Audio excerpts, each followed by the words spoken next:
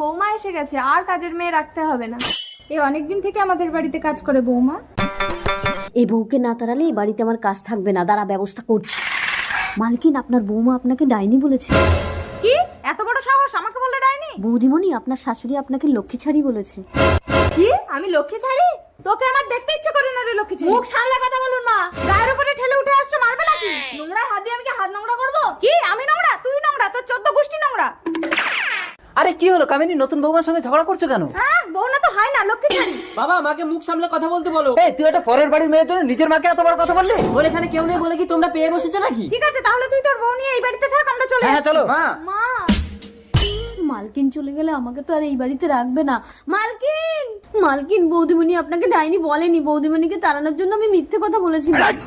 শয়তান বেরিয়ে যা আমার ঘর থেকে। মা লক্ষ্মী।